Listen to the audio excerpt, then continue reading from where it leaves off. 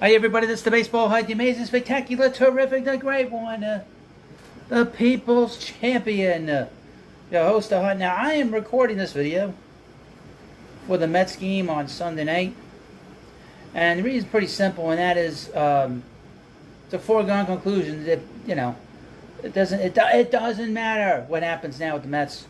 We're going to talk about this team, continue to talk about this team, infinitum. But right now, as I do this video, the Mets are currently in last place in the National League East. Who would have thunk it? Now, I would point out they did trade all their veteran players: Justin Verlander, Max Scherzer, David Robinson, Tommy Pham, Mark Hanna, Dominic Leone. Although it seems like this prospect they got for him is an interesting piece, Jeremiah Jackson.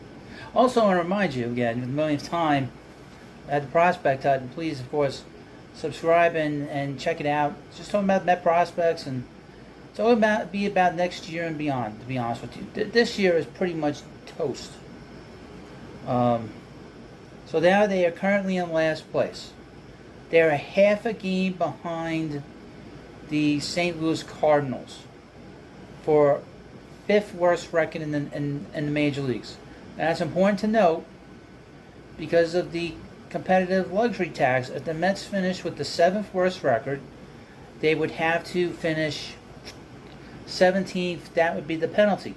But if they finish with the top six or worst or whatever you want, worst records, they don't get penalized in the first round. They do get penalized in the second round. So, if the Mets do not finish with if they finish with the sixth worst record or worse, they will not have to give up their first round pick, the fifth overall pick in the 2024 draft. That will be a player of note. I have to go through the draft. I've not done that yet. I kind of sort of saved what the mock draft is, but I haven't really gone through it yet. But right now, it's all about next year. There's all kinds of rumors going around. The Mets are going to talk to Shohei Ohtani, and there's nothing wrong with that. Whether he signs or not, that's irrelevant. You have a right to talk about it. And we're going to talk about him a lot. I talked about him on the Baseball Hut too. Another channel you should subscribe to. But yeah, they're currently in last place as we enter the game on Sunday.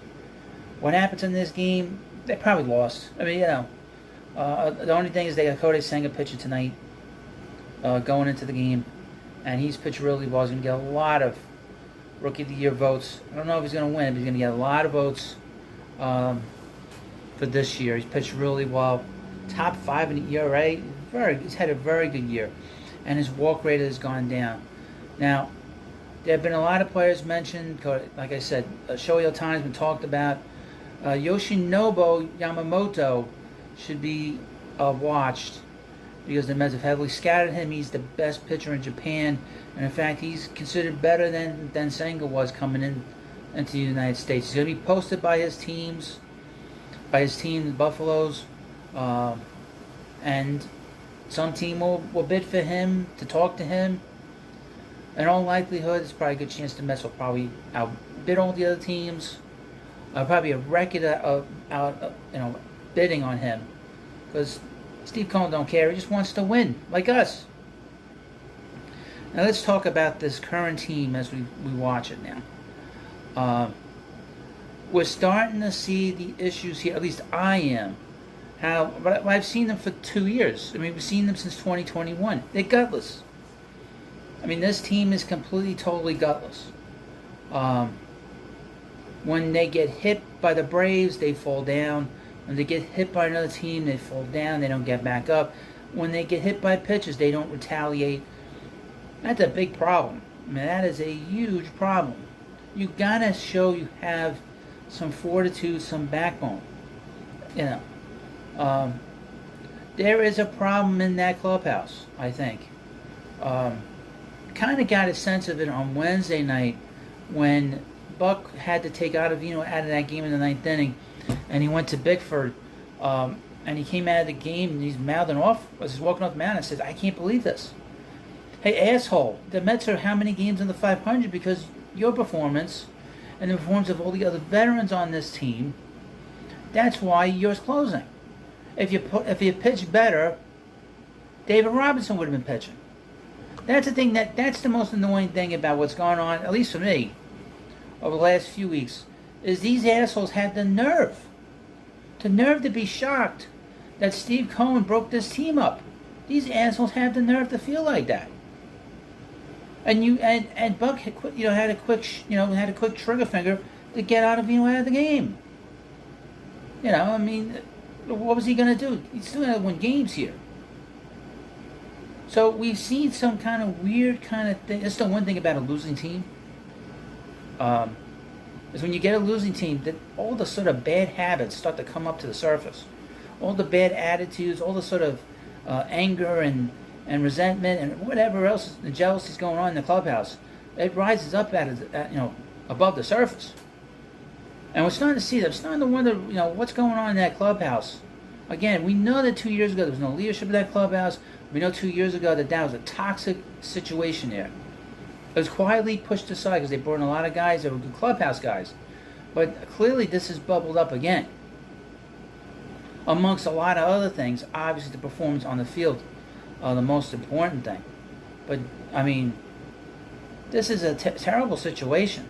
However, the ownership took note of it, and he said back in June, if this continues, or in July, whatever it was, he said, if this continues, I'm going to blow it up. And he blew it up. I think they were surprised he would do that. He said he was going to do it. He got rid of everybody, and he got back some very good prospects. Now we're going to see if these guys are any good, but they need a centerpiece. Next year's draft could present that opportunity for the Mets to bring in an elite player that could be the centerpiece of this entire organization again.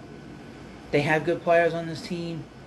I'm pleased with the fact that Francisco Lindor has shown some energy. Unlike the rest of the guys on this team, they've sort of given up. It's funny, someone told me last night, he's like, not for nothing, but they gave up months ago. And they did. They gave up in May. And when they had that bad June, that was it. When they went 7-19 in June, that was the end of the story. But then these assholes had the nerve to complain about why you trade this. It's like with Scherzer. Why did they trade Robinson? Hey, asshole, you pitched terrible for 2 years. When the Mets needed him to pitch big in a big spot, he failed every time. Now, going into the offseason, the Mets need to improve this pitching. They have to get younger with the pitching. They're going to give a lot of chances to these younger guys going into spring training just to see how they're going to get a lot of chances. Mike Vassal's one, Christian Scott. Mike Vassal will be the first guy to come down the line. Maybe he'll be here in September. I highly doubt it. But we're going to get a chance to see these guys a lot in spring training. And, I mean, this is how it is with a losing team. People have been complaining to me on here saying that, look, I can't believe this is happening. The owner said that if things didn't improve, he was going to gut this team. He was going to get rid of contracts. He was going to get rid of these old guys. And he was going to take the team in a different direction. This team needs a third baseman. They need help in the outfield. But like I said, they need the most important foundational things they need to do is improve this pitching. I've said for 2 years that when the Mets are good, or even when the Mets aren't good, they always have some modicum of pitching. They always have good pitching. But the fact that this is why this team's going to lose 90 games. Because the pitching was so bad. Leading the league in walks, leading the league in home runs. You can't, I mean, they've been playing like a last place team. And that's the result that we're getting now. And right now, they're a last place team, and they certainly earned that spot. Now, what's going to happen over the next 6 weeks, like I said, just play out the string. And it's going to get worse. The feeling's going to get worse. At some point, when I get to the ballpark, I'll tell you one thing. On Friday, oh man, they blew the hell out of Vogelback, didn't they? Oh man, especially when you ended that game looking. Why is he still here? How did he not get the chopping block? How did he not get? I guess he's got no value. But why is he still here? Can somebody explain that one to me? And then he takes all these pitches. He's 0 for 5 with 4 strikeouts. He shouldn't have one at bat in the game. He shouldn't even be on the roster at this point. Well, let me know what you think about this video. Again, the Mets are a last place team. Nobody would have thought that that would have happened. But there's always a rainbow at the end of this, and that is the draft next year. And maybe, just maybe, they'll get the #1 pick. Because I don't know if you know this, we had the lottery now in Major League Baseball. So the Mets, could you imagine if Steve Cohen got the #1 pick? The Major League Baseball owners would have a fit. They'd be cursing that up a blue streak if he got the #1 pick next year. They'd be flipping out. Well, don't you be flipping out. And a lot of people want to flip out, and a lot of people are fed up. But just run out the string. That's all we can do. Let me know what you think about this video. Of course, please subscribe to the Baseball Hut. Thank you, and I'll see you later. Hi, everybody. This is the Baseball Hut. The amazing, spectacular, terrific, the great one, the people's champion. Your host, the Hut. And here we are back at the Baseball Hut, too. I hope you like this video and subscribe. Let's talk about the New York Yankees. New York Yankees were winning 7-3 in the 9th inning against the Miami Marlins, and they blew it. They blew the game. They blew the game. I was watching it. I was like, you know what? They got runners on first and second. Let me watch this game and see how Clay Holmes gets out of this one. Clay Holmes is a guy that has pitched. He pitched for the Pirates. He's a really lousy reliever. He's pitched a little bit better with the Yankees, but every so often he has a doozy, and he blew it big time. Big time.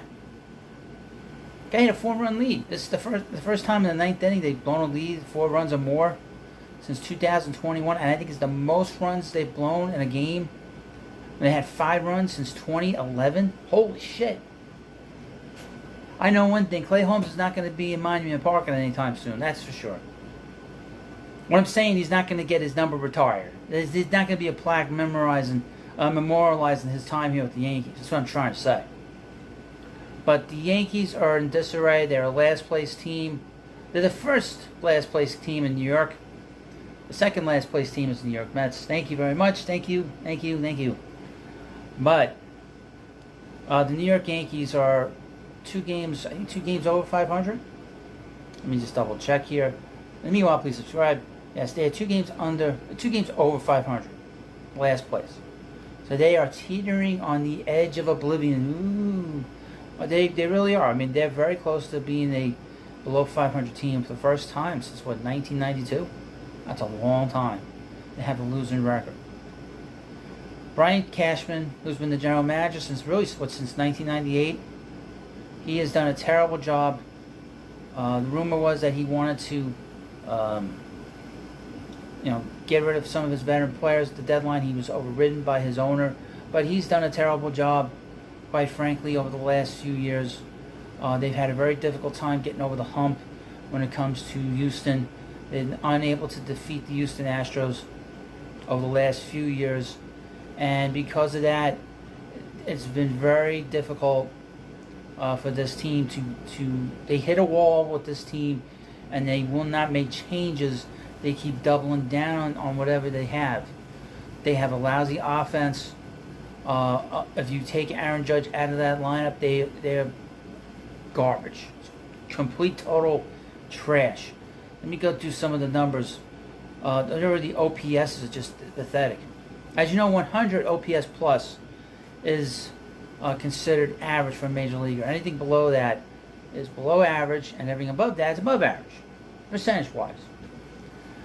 Kyle Higashioka, he's been the primary catcher. His OPS plus is 82. His OPS 664. Pathetic. Aaron Rizzo, I'll get to him momentarily, but I'll give you his numbers. His OPS plus is 96. His OPS plus is 96. His OPS is 706. 700 is kind of average. Averages for OPS. That's on base plus slugging. Anthony Rizzo got concussed back in, back in May, at a collision at first base. And since then, I guess he's had all kinds of problems, and the Yankees, I don't know if they didn't diagnose it or they didn't do their due diligence with it, but head injury is a serious situation. It's a serious thing. He could have died, and they did really a terrible job taking care of him. And he is a guy that, at his age, and this is a guy that's had all kinds of health issues, as you know. He's a cancer survivor. They should have been much more on to this than they were. To be frank with you, Gleyber Torres, one of the few guys that has a OPS plus above 100, 115. His OPS is 780, and he's a guy who's very inconsistent. He does a lot of weird things, a lot of weird things on the bases, a lot of weird things on the field. But he does have power. He's got 18 home runs, 49 RBIs. Is actually kind of low for his. With 400 plus at bats, very low. That tells you the sort of weirdness of his game. Anthony Volpe, the heir to Derek Jeter. The media pushed him so hard on the fans, on the Yankee fans, that he was the next coming, or at least more like the next going. Coming and going is more like it. Anthony Volpe, 22 years old. He's got an OPS plus of 84. So that means he's 16% less than the average major leaguer. He's got an OPS of 668. And 385 at-bats, he's got 120 strikeouts. That's almost a third of his at-bats. It's pathetic. His on-base percentage, 292. Hitting 210. For a guy that's supposedly a big base stealer, he's only got 20 stolen bases. This is with the new rules and with the bigger bases. Pathetic. He should have 40 stolen bases, based off of the reputation that was pushed on by the media onto the fans, with the Yankee fans. DJ LeMahieu, done. 91 OPS plus. 688 OPS. Pathetic. Isaiah kind of falafel. IKF. OPS plus 91. He's just a utility guy, this rate. Harrison Bader, the sort of once in the future and the future Mickey Mantle. His OPS plus 95. This is the guy that they made such a big, the Yankee fans made such a big deal about. OPS 710. Aaron Judge. Oh, it's good to see Aaron finally decide to come and play for the Yankees with that mysterious toe injury. The most mysterious toe injury in the history of the New York Yankees. His OPS plus 187. His OPS 1053. So only he can get on the field. Again, I wonder if the New York Yankee fans are going to have a problem with this contract, and I think he's going to have a problem with his contract in the next 2 or 3 years. Speaking of which, the DH, Giancarlo Stanton, 100 OPS plus 100. He's average offensively. He's actually got an OPS of 736, believe it or not, but hit 206. Pathetic. You talk about a guy that took that big contract from the Marlins, went to the Yankees, and he's done absolutely nothing for the Yankees. You talk about a guy, what a bad trade that was for the Yankees. And that contract is absolutely hamstrung their organization. They figured, we'll get it over on Derek Jeter. He doesn't know what he's doing. Yeah, okay. Well, he got it over on them, didn't he? Oswaldo Cabrera, no good. Jake Bauers, utility guy. I guess he played first today in that debacle in Miami. His OPS plus 109. 11 home runs, 193 at-bats. Let's go through the pitching. The person that everyone should feel sorry for, I don't, is Jared Cole. Because Jared Cole pitched well, and he didn't get the win. He pitched well. The Yankees' pathetic, and the heart means pathetic, offense scored 7 runs for him, and they blew the game. And the bullpen blew the game. So he pitched his ass off again, and the Yankee bullpen blew it. You got Clark Schmidt, nothing special. Domingo Germán, hopefully he gets out of rehab at some point. Luis Severino, the self-professed worst pitcher in baseball. Take a look at these numbers, kids. He's 2-7 with an 8.06 ERA. and 63 and 2/3 innings. He's given up 62 runs, 57 earned runs, 92 hits over 63 and 2/3 innings, 18 home runs. Pathetic. And strikeouts under 9 per 9 innings. Terrible. Clay Holmes. I did not calculate his numbers, but he had given up 3 runs in the last 35 games prior to today, and he gave up 5 runs. Terrible. He's very overrated. This Yankee bullpen's very overrated, to be honest with you. Michael King is okay, nothing special. Albert Abreu, nothing special. Wandy Peralta, what the hell is this guy? This guy like 90 years old. He looks like he's 50 years old at this rate. Old pitcher. Carlos Rodon, you talk about someone stealing money. Carlos Rodon stealing money from the Yankees. Unbelievable. And of course, Nestor Cortez, who pitched great for a year or two, and now he's going to type, and that is really a lousy pitcher, but now he's hurt. His numbers before he got hurt is 4.97 ERA, 63 and 3/3 innings, 35 earned runs given up, 11 home runs. 11 home runs in 63 and 1/3 innings. That's pathetic. He's pitching to what he is. He had a good run, and that's that. I mean, the Yankees are pretty lousy. They play like a last place team. They had a performance today of the last place team. Last place teams give up big innings in the 9th inning. And this is not the 61 Yankee lineup that they were going up against down there in Miami. Clay Holmes was behind the count. Most of if not all of the batters that he faced, except for Arias. He had Josh Bell. He should have. The ball got hit to Josh. Josh Bell hit the ball back up the middle. It hit off Clay Holmes' body. He should have settled himself in and thrown a strike to first, but he rushed himself. Josh Bell is average speed at best, but he rushed the throw. It wasn't even close to hit going to first, and that really was the ball game. And once Arias came up and drove that ball down the line, they were going to lose that game. That's how last place teams play, especially on the road. They play terribly on the road. I mean, we've seen this with the New York Mets, how poorly they played. If you're a subscriber to this channel and you're a Met fan, you've seen it. We've seen it. I've seen it. Well, let me know what you think about this video. Of course, please subscribe to the Baseball HUD. Thanks for watching. Baseball HUD 2. I'm alright. And I'll see you later.